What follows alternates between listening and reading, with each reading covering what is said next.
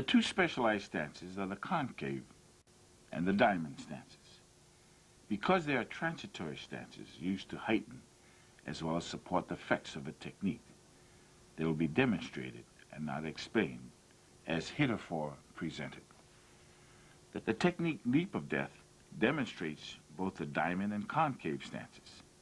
The technique also employs a number of the stances previously discussed and how the clock principle satisfactorily pinpoints direction. Please note the employment of the left transitory neutral bow, left reverse bow, left forward bow, left close kneel, and right close kneel stances. Leap of death is for a front right step through straight punch. The technique requires that you step back with your right foot towards 6 o'clock into a left transitional neutral bow facing 12 o'clock. As you step back with your right foot, execute a right outward parry to the outside of your opponent's right punch. Continue to ride the force of your opponent's punch by pivoting in the left reverse bow. Simultaneous with your pivot, have your right hand grab your opponent's right wrist while delivering a left inward horizontal heel palm strike under and to the outside of your opponent's right elbow. The explosive flow of your action should guide your opponent diagonally and down past your right hip. Instantly reverse the flow of your action as you pivot counterclockwise into a left forward bow facing 12 o'clock. As you pivot, maintain control of your opponent's right wrist with your right hand while simultaneously delivering a left outward back knuckle strike to your opponent's right lower rib cage. Again, reverse the flow of your action as you pivot clockwise into a left reverse bow facing 12 o'clock. As you pivot, maintain control of the opponent's right wrist while simultaneously delivering a left inward heel palm strike to the back of his right shoulder. The explosive flow of your action should jerk your opponent diagonally and down to the ground.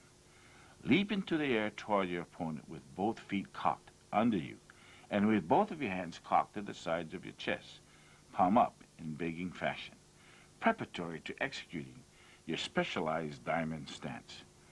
Land in a diamond stance on your opponent so that the heels of both feet strike to your opponent's kidneys, right heel to right kidney, left heel to left kidney. Immediately slide both heels off your opponent's kidneys. Using quarter beat timing, take advantage of your opponent's body reaction by executing simultaneous heel palm strikes to the back of your opponent's mastoids, right heel palm to right mastoid, left heel palm to left mastoid. This should stun your opponent as well as drive his face into the ground. From the reaction of your opponent's face hitting the ground and bouncing back up, slip both of your hands along your opponent's face and under his chin.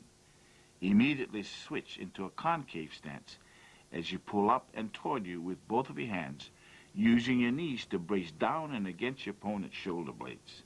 The intention here is to stretch your opponent's neck and throat to their limits. Without disengaging from your opponent, twist his head and neck clockwise to snap his neck. This is accomplished by pulling up and against your opponent's chin with your right hand and pushing down on the back of your opponent's head with your left hand. With your right hand now cocked to your right ear, palm out, and your left hand pushing your opponent's head down, immediately follow up by pivoting to a left close kneel stance as you deliver a right inward handsword to the bridge of your opponent's nose. This should break his nose. Switch into a right close kneel stance as you drop your left knee onto your opponent's upper spine. With this action, simultaneously execute a left hand push to the back of your opponent's head to again force his face to the ground. Using your opponent's body as a springboard, bounce up, leap, and turn your body counterclockwise in midair. Using the synchronization of your rotational force and marriage of gravity, land with your left foot to the right of your opponent's body as you deliver a right downward looping roundhouse kick to your opponent's head. Be sure to bend your left knee deeply when executing your right roundhouse kick.